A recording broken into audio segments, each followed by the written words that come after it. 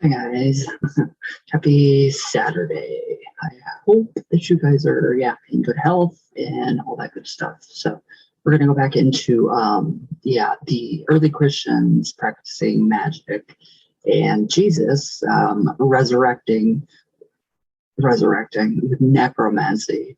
So literally it was this it gets even more interesting. All right, so now Morton Smith, he redefines Herod's words, what Herod said about John or Jesus having John's spirits enslaved. So he redefines Herod's words as John the Baptist has been raised from the dead by Jesus's necromancy. Jesus now has him, and therefore, since Jesus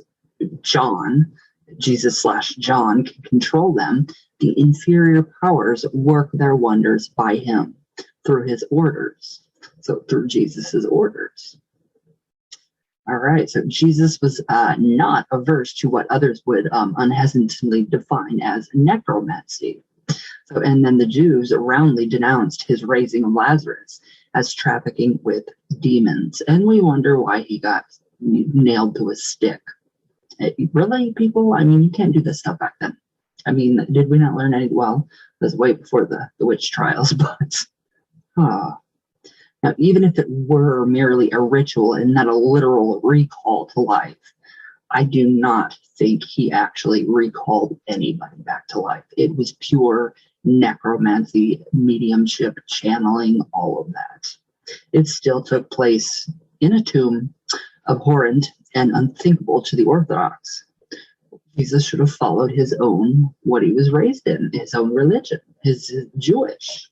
The Jewish faith is beautiful. I mean, it is a beautiful faith, and I have so much respect for it. Now, it was immediately after this event that the Jews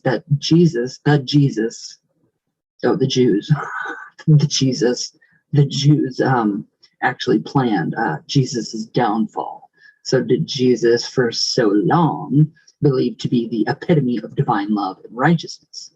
Or at the least, his followers actually arranged for the Baptist to be killed?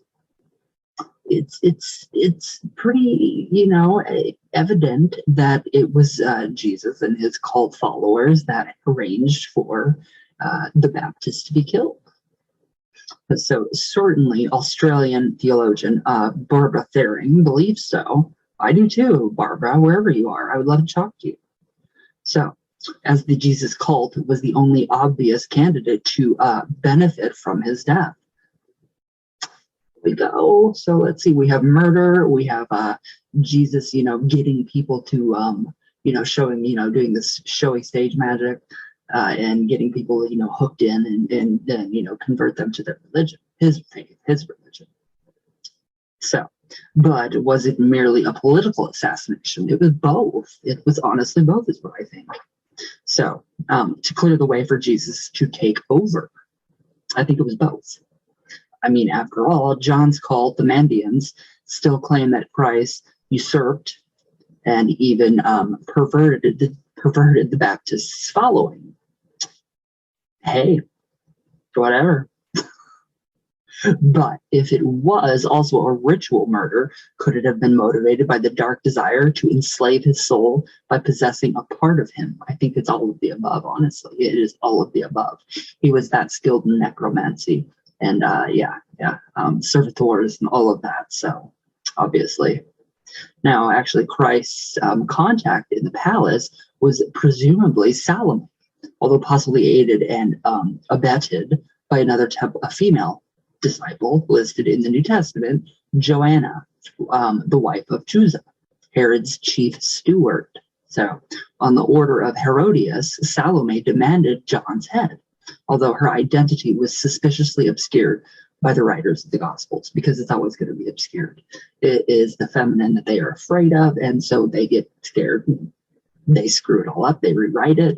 I'm still waiting for a female to actually rewrite the Bible. I think it would be incredible, or at least, an interpretation of it. Okay. So, now that anyone could even contemplate such a scenario Jesus Christ being implicated, perhaps knowingly, in the murder of the Baptist, not to mention possibly being deeply involved in what amounts to black magic. Heavy emphasis is, or air quotes on black magic there. With no doubt, he would be profoundly shocking to many people, even outside the Christian community. It is a little shocking too. I mean, it's like, wow, really? The pagans weren't even that bad. We weren't that bad back then. That's just insane. Now, curiously, however, much of this theory has been in the public domain for years. It has been, and I just didn't realize it. It's all popping up now, and I love it. So, for example, Morton Smith's Jesus the Magician was first published in 1978. Need to get that one. And Barbara Thiering aired her idea that the Jesus movement might have been, behind John's death in the early 1990s. I kind of remember in the 1990s hearing and reading about that on the internet. Did we have the internet? Yeah, we did. It was really slow. So I do remember kind of reading about that, but not much. So yet none of this filtered out much beyond the cultish circles of alternative seekers, or perhaps the more open-minded theologians, usually American, into the wild or the wider world. So although Miss Thiering's admittedly somewhat strange book came in for a hard time, being largely dismissed as fantasy. So, but I think it's funny that they largely dismiss everything as fantasy because it's not biblical. So everything that's not biblical usually is dismissed as demonic, satanic, fantasy, make-believe. But turning water into wine, walking on water, raising the dead, that's all all fine and dandy, because that's perfectly normal, and you see people doing that every single day. No, I'm totally joking. I mean, if people were rising from the dead every day, then that would be something else. I mean, that would be something totally different. It's just wild. But yeah, I can feel you guys worrying about me still. Stop it. I'm fine. I was just really shaky and shy yesterday. It's the medicine, so. All right, let's do some coffee talk and see what everybody has to say. I just think it's crazy, though. It is really, honestly crazy. This whole Jesus thing. I mean, he really, really wanted to get rid of John the Baptist, which we know that John the Baptist was actually Lazarus. Something. It's just, yeah. See how it does not add up. I just stopped myself right there. It just does not add up. Right. So the book took a totally different turn. It is not pure candle magic now. It's just plain dark magic. A lot of dark magic. So I have to rename the book. A little bit of everything for everybody. I mean, you guys are going to be like, whoa. All right. So yes, if you want anything in there, anything else, let me know, please. And thank you. Okay, Jaden Channel J. Hello. I have never read the Bible like that, but we got this daily devotion thing from a church last Easter when they must have been going around, and I read it because it was supposed to be easy for kids to read and understand. And I wanted to just know, yeah, I know, totally. And curiosity, it's, you want to know. I mean, I do too. When my grandpa used to bring me the Watchtower magazines of the Jehovah's Witnesses, and I would read them, and then I'd save them because it's sentimental now. So a lot of the stuff, like the wine and bread breaking, even made me think about the mud part and how this could easily be mundane to theological stuff instead of metaphysical. Agreed, totally. Water walking in the ark. And the ark are a little harder to explain, but it really made me think about the non-magic reality that probably exists somewhere due to a paradox and multiverse theoretics. Wow. You've done your research. Yeah, I agree. I totally agree. I mean, you want to know. It's, you get so curious. The ark, I don't think that was even, real. There's no possible way, it defies logic. So I just think that was all, but still, then again, in another universe, it could have been very possible. since there are so many billions of different universes, multi-universes, friggin' heavenly dimensions, hellacious dimensions. So yeah, you're 100% right. But yeah, there's, I mean, if you look at it with a really logical, it kind of opened my eyes more, you know, until right now. I didn't realize, you know, until now, today or yesterday, that, you know, it was necromancy, not literally physically rising from the dead. I like that. Thank you for your comment. You're amazing. Witchy boy, things are heating up fast now. Whoa. I am practically on the edge of my seat. It is so interesting. Thank you for sharing all that with us, Ryan Hart. Also, I can't believe that I forgot to tell you Gavin. Oh, I like that name.